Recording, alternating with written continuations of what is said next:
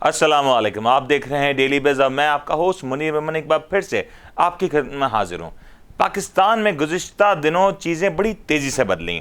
अगर बात की जाए हालात हो सियासी महाज के या मंजर हो मईशत का, तो दोनों जगह हम देख रहे हैं कि किस तरीके से सूरत हाल तेज़ी से तब्दील होती हुई नज़र आ रही है। अगर इसी मद में देखा जाए तो गुज़िश्ता दिनों जो कुछ मईशत के मैदान में देखा गया वो काफ़ी ज़्यादा सनसनीखेज भी था, लेकिन वहाँ पे काफ़ी कुछ परेशान करने वाले फिगर्स भी नजर आए। रेमिटेंसेस की बात करेंगे आज के प्रोग्राम में। जो जिक्र होगा पहले सेगमेंट में वो होगा रेमिटेंसेस का।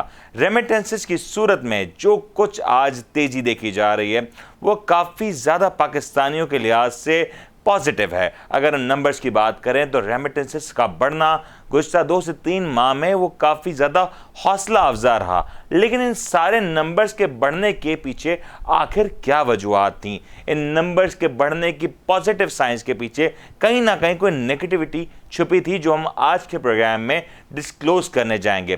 पाकिस्तान में हालिया तारीख में जब से कोविड-19 आया तब से हमने देखा कि रेमिटेंसेस के नंबर्स में लगातार पॉजिटिव चेंज आ रहा है और इजाफा हर वक्त, हर बदलते दिन के साथ, हर आने वाले दिन के साथ पॉजिटिव होता जा रहा है। इसी के साथ साथ हमने ये भी देखा कि रेमिटेंसेस के नंबर्स गुज़िश्ता जुलाई में, अगस्त में काफ़ी ज़्यादा तेज़ी से बढ़े और यही वजह है कि रेमिटेंसेस का जो नंबर था वो पाकिस्तान की मईशत को काफ़ी हद तक सपोर्ट करता हुआ नज़र आ रहा था। रेमिटेंसेस क्या होती हैं? रेमिटेंसेस वो पैसा होता है जो वो पाकिस्तानी भेजते हैं, अपनी मेहनत का पैसा, जो बाहर मुल्क जाके मेहनत की कमाई करते हैं और अपना पैसा पाकिस्तान मुंतकिल करते हैं लीगल चैनल के थ्रू। याद रहे, वो पैसा जो लीगल बैंकिंग चैनल के थ्रू आता है वही पैसा रेमिटेंस की सूरत में काउंट होता है। पाकिस्तान में जो 2 से 3 माह गुजरे पिछले, उसमें रेमिटेंसेस के नंबर्स में जो इजाफा हुआ उसके कुछ बड़ी ड्रामाई वजूहात थी। नंबर 1, फ्लाइट्स की कैंसिलेशन, फ्लाइट्स की बंदिश से जो हमने सूरत हाल देखी कि हवाला हुंडी का जो नेटवर्क था वो तकरीबन जैम होकर रह गया। दुनिया भर से जो मनी लॉन्ड्रिंग के मामलात होते हैं या जो सेकेंडरी चैनल्स होते हैं, जो ग्रे चैनल्स होते हैं, वो मुकम्मल तौर पे बंद हुए। और यही वजह थी कि लोगों ने अपने रकूम की मुंतकली के लिए जो चैनल को इंतखाब किया वो था pure banking, pure legal channel. Number 1, ये एक बहुत ही बड़ा फैक्टर रहा जिसने पाकिस्तान की ओवरऑल इकोनॉमी को काफ़ी सपोर्ट किया और रेमिटेंसेस के नंबर को काफ़ी हद तक बढ़ाया। दूसरा बड़ा फैक्टर, बड़ा इंटरेस्टिंग ये भी रहा, अगर हम दूसरे फैक्टर की तरफ देखें तो रेमिटेंसेस के नंबर्स में एक और बड़ा इजाफा हुआ जो कि उन पाकिस्तानियों का था जो अपनी नौकरियां, अपने बिजनेसेस उन ममालिक से मुंतकिल कर रहे थे पाकिस्तान। कोविड-19 के बाद हमने ये सब सूरत हाल देखी कि यूएई में पाकिस्तानी जो काम कर रहे थे, सऊदी अरब में काम करने वाले पाकिस्तानी या दुनिया भर में रहने वाले पाकिस्तानी एक बार फिर से अपने मुल्क की तरफ दौड़ने लगे और वो जल्द अज जल्द पाकिस्तान आना चाहते थे, क्योंकि वहाँ पे सूरत हाल काफ़ी ज़्यादा पेचीदा नज़र आ रही थी। पाकिस्तानी जो कि यूएई में थे उनको रातों रात अपने मुल्क आना पड़ा, क्योंकि कुछ ऐसे नोटिफिकेशंस जारी किए गए जिसने काफ़ी ज़्यादा गैर यकीनी की कैफियत माहौल में पैदा कर दी, जिसकी वजह से हम देख सकते हैं कि पाकिस्तानी हों या दूसरे मुल्क में रहने वाले लोग हों, उनको अपना मुल्क वापस लौटना पड़ा और यूएई की सरजमीन को तेज़ी से छोड़ने के अहकामात के बाद ये जो सूरत हाल तेज़ी से बनती हुई नजर आए। इसी के अलावा अगर हम देखें तो पाकिस्तानी जो कि सऊदी अरब में रह रहे थे, वहाँ पे तमाम तर एक्टिविटीज़ बंद हुई और स्ट्रिक्ट लॉकडाउन हुआ, जिसके बाद तमाम तर पाकिस्तानी एक बार फिर से तेजी की से पाकिस्तान की तरफ रुख कर रहे थे और अपना तमाम पैसा, अपनी तमाम तर सेविंग्स, अपने तमाम तर बिजनेस के एसेट्स वहाँ पे सेल करके उन्होंने वो रकूम पाकिस्तान मुंतकिल की। अब यहाँ सवाल उठता है कि क्या ये जो पॉजिटिव नंबर हैं ये दरअसल पॉजिटिव भी थे या नहीं?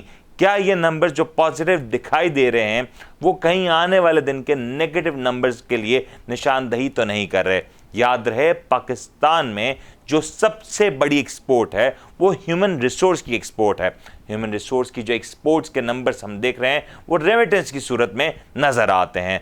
रेमिटेंसेस का इस तरीके से बढ़ना और इन सूरत हाल में बढ़ना जहां पाकिस्तान को मुश्किल वक्त में सहारा दे रहा है, तो वहीं पे आने वाले दिनों में ये जो नंबर्स हैं पाकिस्तान के लिए मजीद मुश्किलात पैदा कर सकते हैं, क्योंकि वो पाकिस्तानी जो कि सऊदी अरब, यूएई या दूसरे ममालिक में काम करके पाकिस्तान आ चुके हैं, अब एक बार फिर से वो इस बात के ख्वाहिशमंद ज़रूर नज़र आते हैं कि वो अपने कामों को एक बार फिर से लौट जाएं, उन मुल्कों में फिर से लौट जाएं जहां से वो काम करके अपने मुल्क में पैसा मुंतकिल करते थे।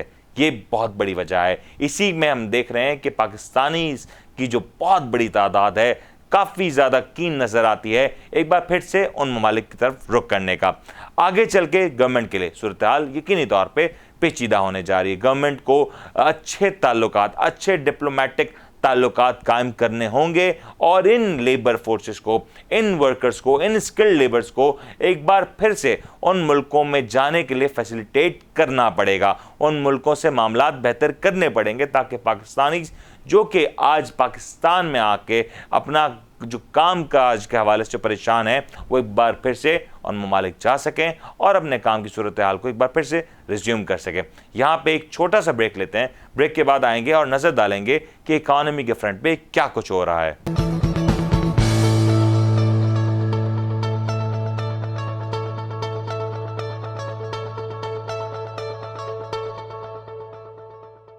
Welcome back. अभी हम बात कर रहे थे रेमिटेंसेस की और किस तरीके से रेमिटेंसेस पाकिस्तान की मईशत को काफ़ी हद तक सपोर्ट कर रही थी। लेकिन अगर अब हम बात करें आज की ओवरऑल इकानमी एक्टिविटी की और स्टॉक एक्सचेंज की, तो आज के नंबर्स कुछ डिफरेंट नज़र आते हैं। लगातार पिछला हफ्ता रेड जोन में ट्रेड होता हुआ नज़र आया और मार्केट की जो सूरत हाल रही वो काफ़ी ज़्यादा सेलिंग प्रेशर का शिकार रही। ओवरऑल अगर मार्केट की सूरत हाल का जायज़ा लें तो मार्केट ने इस हफ्ते में जो नंबर्स का डिक्लाइन किया वो यकीनी तौर पे इन्वेस्टर्स को काफ़ी हद तक परेशान कर रहा था। लेकिन आज मार्केट में कहीं ना कहीं स्टेबिलिटी देखने में आई। मार्केट जो अपने इब्तदाई लम्हात में पॉजिटिव नज़र आने के चांसेस दिखाई दे रही थी, स्टेबल नज़र आने के एक उम्मीद नज़र आ रही थी, आज कहीं ना कहीं मार्केट ने उस उम्मीद को पूरी तरीके से पूरी तरीके से नहीं उतरी और इन दी एंड हमने देखा कि आज भी मार्केट में जो क्लोजिंग हुई वो 100 पॉइंट्स की कमी के साथ आज के इस इंडेक्स की क्लोजिंग हुई, जो कि आज क्लोज हुआ 41,701 की सतह पे।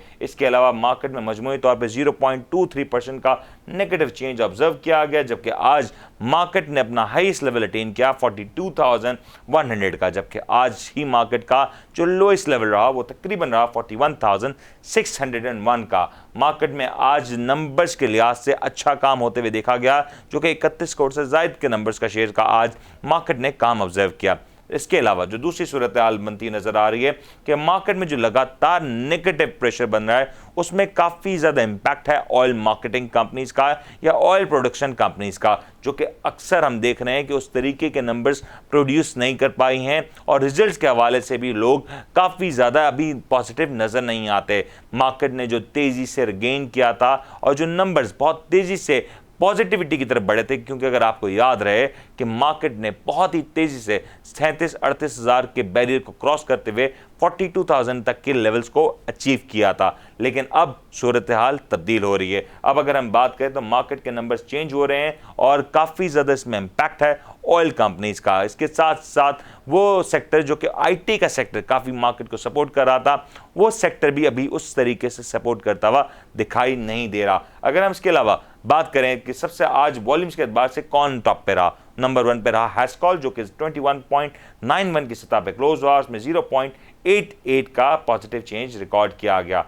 इसके अलावा अगर हम बात करते हैं यूनिटी नंबर 2 पे दिखाई दिया और उसमें 0.08 का नेगेटिव चेंज रहा, जो कि क्लोज हुआ 17.96 पे। बाइको 11.01 पे क्लोज हुआ, उसमें ₹1 का पॉजिटिव चेंज देखने में आया। ओवरऑल सूरत हाल मार्केट में वॉल्यूम्स के एतबार से इतनी पॉजिटिव नज़र नहीं आई और जो वॉल्यूम लीडर्स भी थे वो ज़्यादातर पॉजिटिव गेंस लेने में नाकाम रहे।